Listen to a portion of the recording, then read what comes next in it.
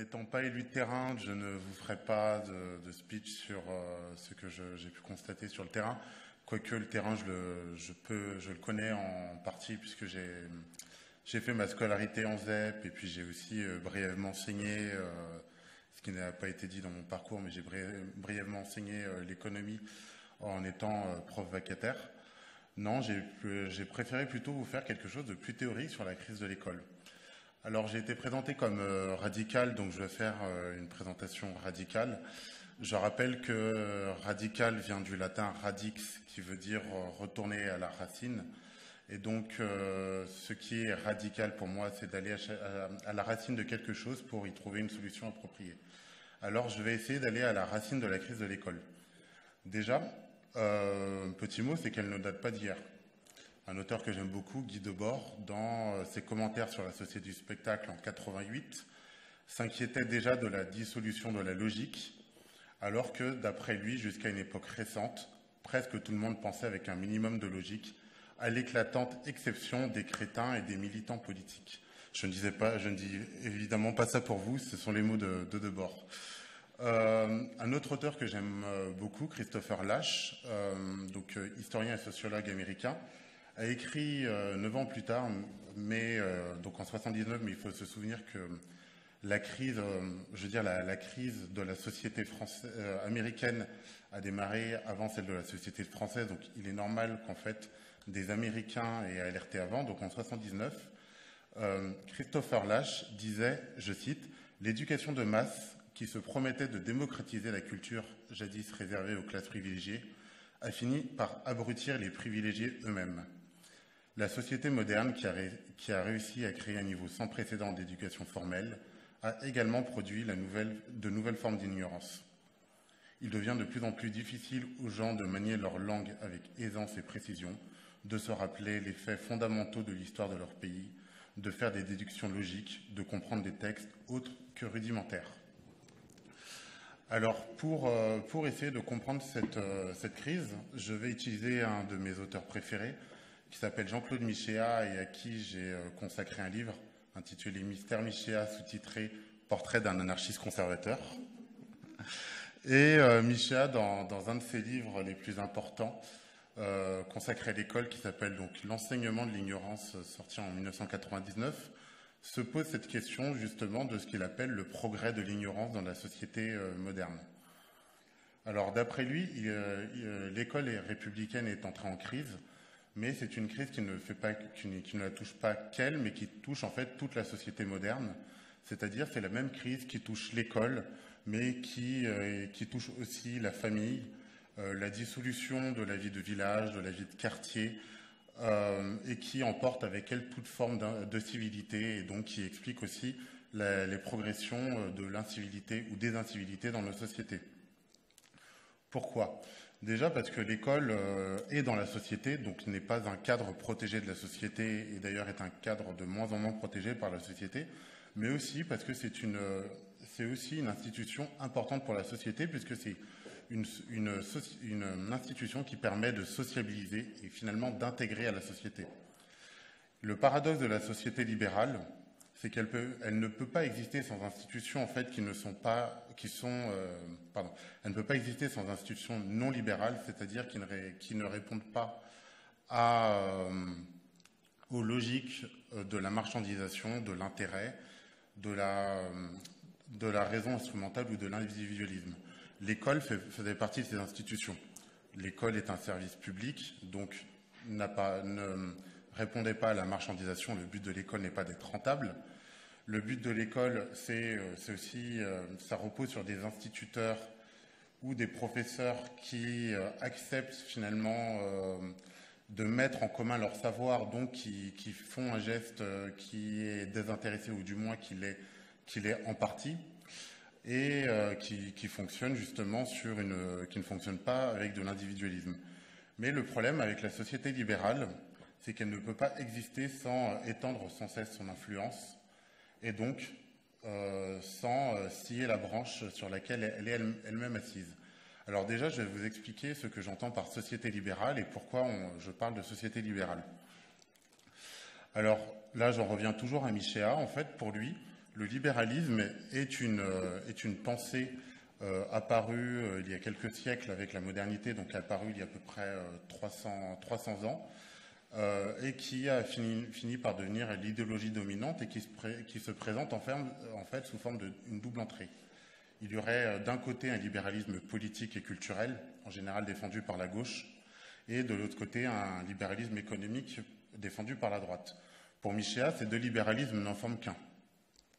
Donc, c'est-à-dire le libéralisme d'un Benjamin Constant, qui était un député de gauche, écrivain aussi, et donc libéral sur le plan politique, rejoint celui d'un Adam Smith ou d'un Frédéric Bastiat. Alors, pourquoi ? Donc, l'idée en fait du libéralisme politique qui mène au libéralisme culturel se fonde d'abord sur l'idée que la liberté de chacun ne se limite se limite en fait à la liberté d'autrui. Et donc, à partir de là, il y a cette idée qu'on peut créer en fait une société sans référent culturel, où chacun finalement pourrait avoir ses propres valeurs à partir du moment où ces valeurs n'entravent pas la liberté de l'autre. Sauf que logiquement, je vous passe un peu la démonstration, mais ça mène à une société individualiste qui se désagrège, dirigée par l'atomisation du monde, comme disait Engels, où en fait chacun vit avec son propre mode de vie, voilà, avec son propre mode de vie qui se différencie de celui de son voisin.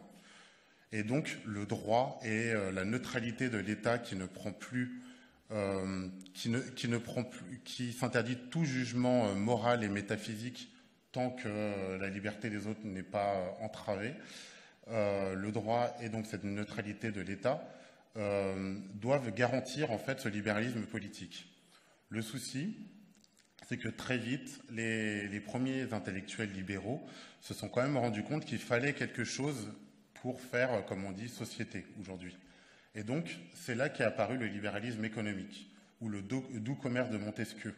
Pourquoi ? Parce que, comme disait Voltaire, quand il s'agit d'argent, tout le monde est de la même religion.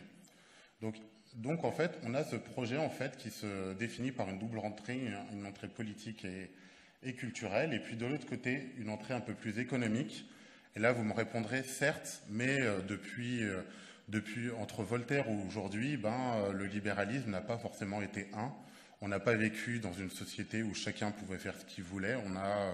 La société, pendant longtemps, a été très bridée sur les mœurs.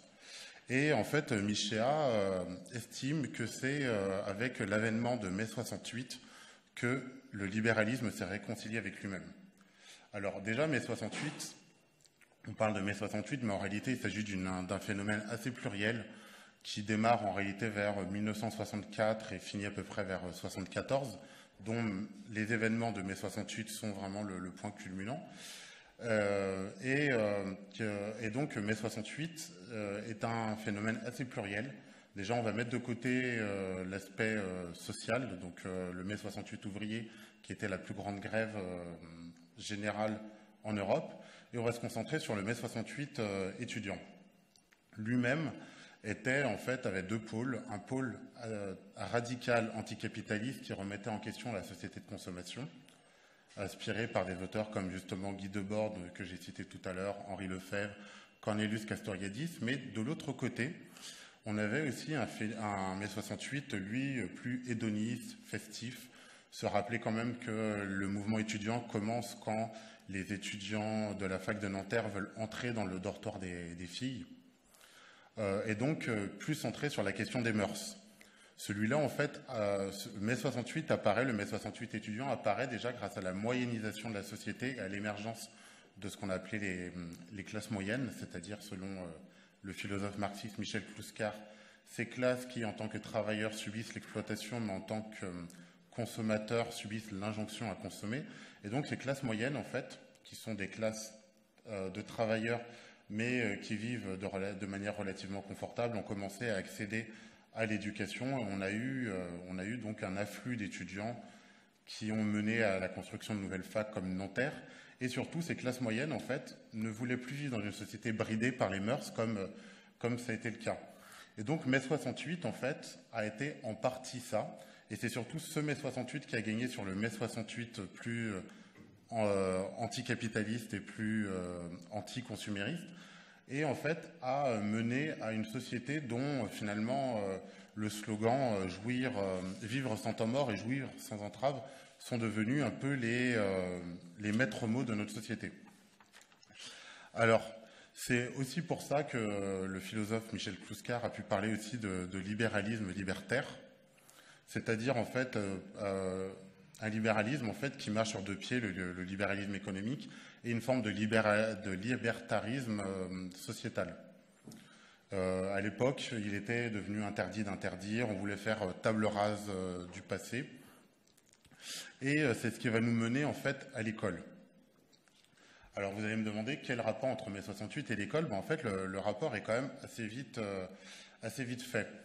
Alors, vu qu'en mai 68 s'est développée l'idée que toute autorité était forcément nocive, qu'il fallait faire table rase du passé, mais aussi certains intellectuels ont développé l'idée que les savoirs et les humanités finalement n'étaient que du capital symbolique. On reconnaît là la patte de Pierre Bourdieu, qui est par ailleurs un intellectuel très passionnant, contrairement à la majorité de ses disciples. Et donc, cette idée, en fait, commence à se développer que finalement, l'école n'est là que pour reproduire le savoir bourgeois et donc ne sert qu'à une forme de reproduction de classe.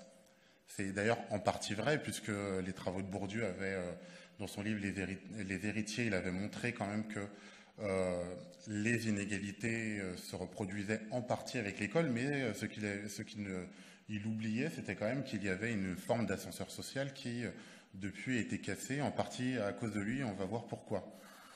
Alors, donc, à partir de mai 68, après 68, en fait, se développe cette contestation de l'école, et une contestation qui est principalement de gauche, mais c'est d'abord la droite qui va devoir la mettre en place.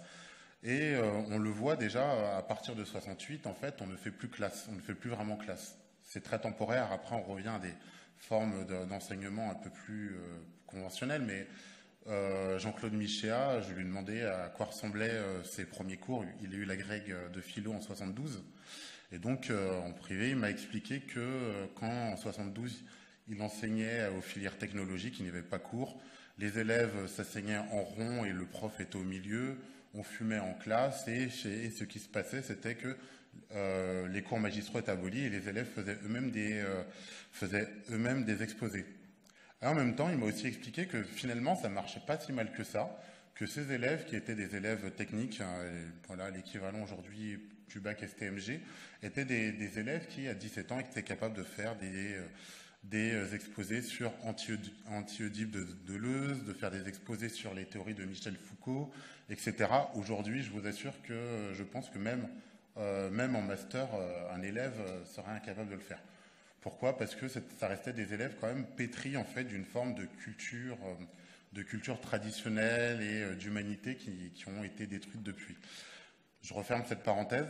Donc, on a cette première réforme qui rate un peu. On a une deuxième réforme qui va, elle aussi, n'être que temporaire, mise en place par le ministre de l'Éducation nationale, Edgar Faure.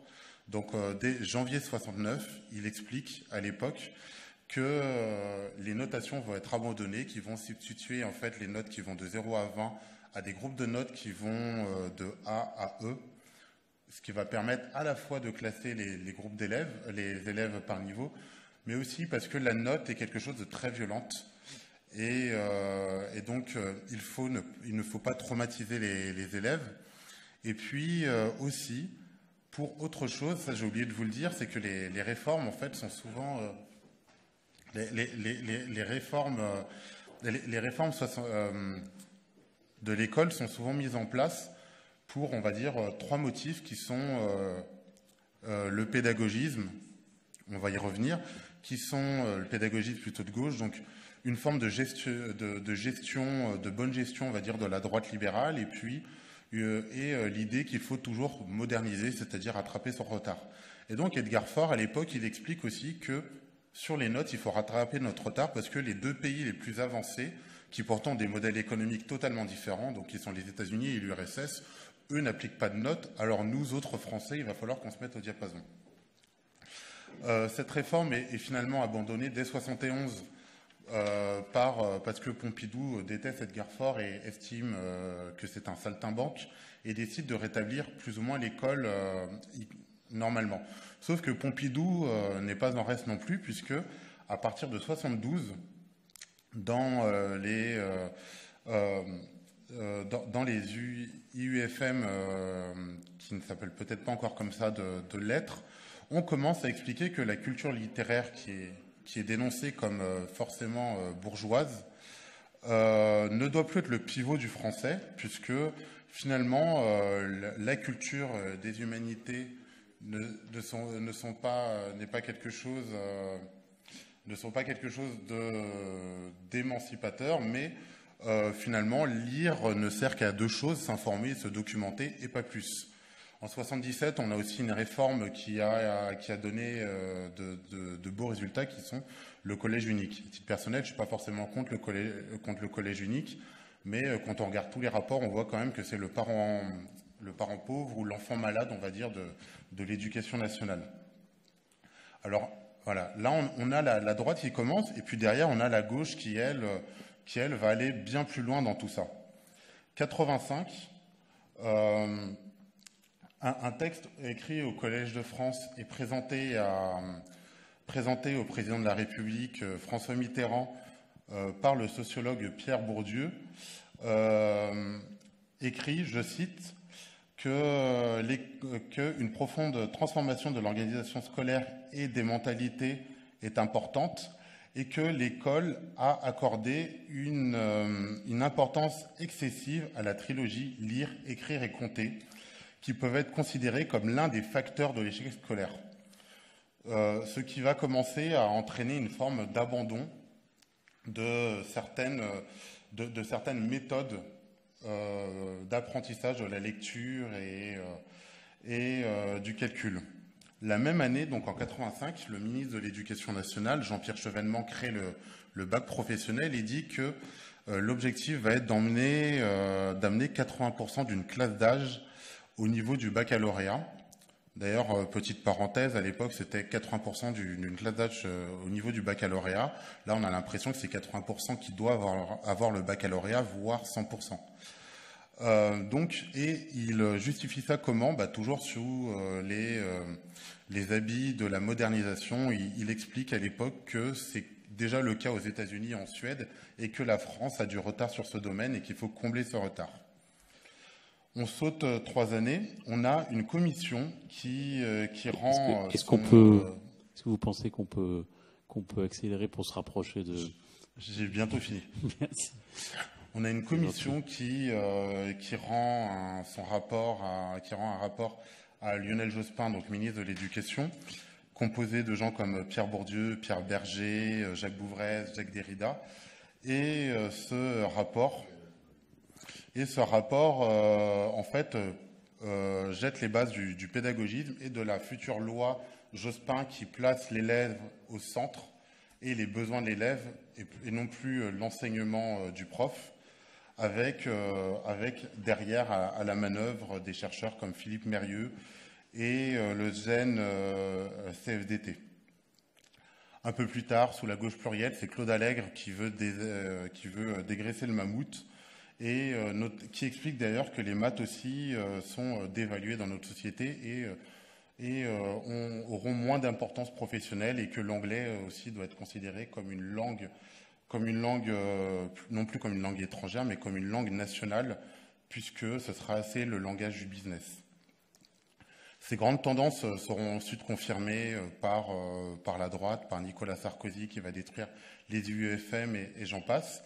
Et j'en arrive à ma conclusion, c'est que en fait, pendant quasiment 50 ans, on a eu une destruction de l'école au nom d'idéologies d'abord de gauche qui sont le pédagogisme, le pédagogisme qui veut en fait que les élèves leur désir soit placé au centre et donc c'est la fin de toute forme d'élitisme, la forme de toute fin de classement, etc.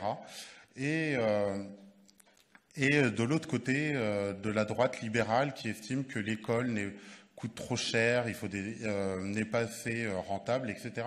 Et ces deux formes combinées ont surtout amené à quelque chose qui est que l'école n'est plus capable de transmettre de savoir, qui est que les élèves ont été transformés en consommateurs, et à partir de là, finalement, on a créé l'école la plus inégalitaire du monde, puisque quand on regarde le classement PISA, on voit que la France est l'école où la différence de niveau entre les meilleurs élèves et les plus mauvais est la plus forte.